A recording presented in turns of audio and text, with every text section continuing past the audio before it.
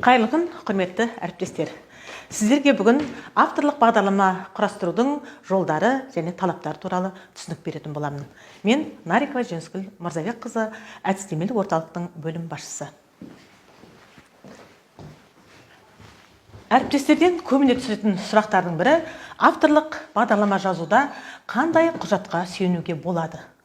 Бұл құжат Республикалық оқу-әдістемелік кеңес бекіткен 29 желтоқсандағы 2020 жылғы және облыстық білім басқармасының 21 жылғы 1 ақпан 83 бұйрығымен бекітілген сараптамалық кеңес ережесі туралы құжатты басшылыққа ала аламыз. Сараптамалық кеңес ережесі келесідей нормативтік құжаттар негізінде әзірленді. Қазақстан Республикасының білім туралы заңы, Қазақстан Республикасының педагог мәртебесі туралы заңы. Сараптамалық кеңестің жұмыс тәртібі республикалық кеңеске ұсынылатын жұмыстар сараптамалық кеңестің отырысына дейін бір ай бұрын білім бөлімдерінің бірінші басшыларының өтініші бойынша электрондық нұсқада қабылданады. Барлық парақтар нөмірленуі тиіс. Рәсімдеуге қойылатын талаптарға сәйкес келмейтін материалдар тіркелмейді және қайтарылады. Материалдар төмендегідей сараптамада қабылданады. Бірінші, білім бөлімдерінің ұсынымдары. Екінші, облыстық оқу-әдістемелік кеңестердің ұсынымдары, мектеп мұғалімдерінің, жоғарғы оқу ғалымдарының, білім бөлімдерінің, мамандарының оң пікірлері қажет. Педагогтер сараптама кеңесіне келесі құжаттарды қоса беру керек. Бұл әрине республикалық сараптамалық кеңеске ұсынылатын немесе жолданатын авторлық бағдарламаларға қойылатын талаптар. Бірінші, педагогтардың өтініші сараптамалық кеңес ережесіне сәйкес қосымша бірге жүгінетін боламыз. Екінші, портфолио электронды түрде. Үшінші, жарияланған мәселе бойынша жарияланымдардың тізімі мен көшірмелері. Төртінші, рецензиялар.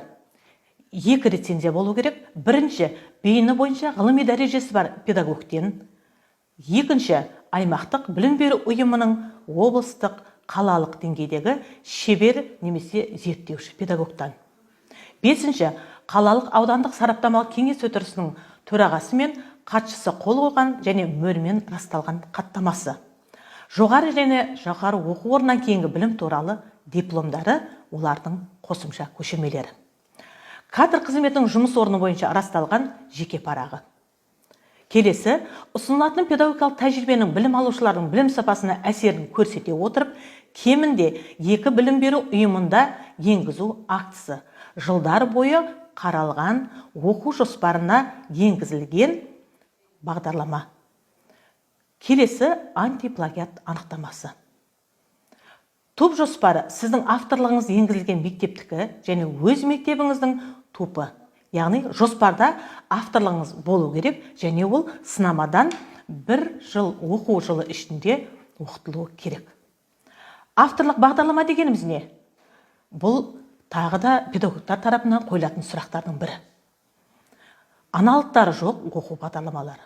Олар өз пәні бойынша оқу курсының мазмұнына авторлық тұжырымдаманы басшылық қалады.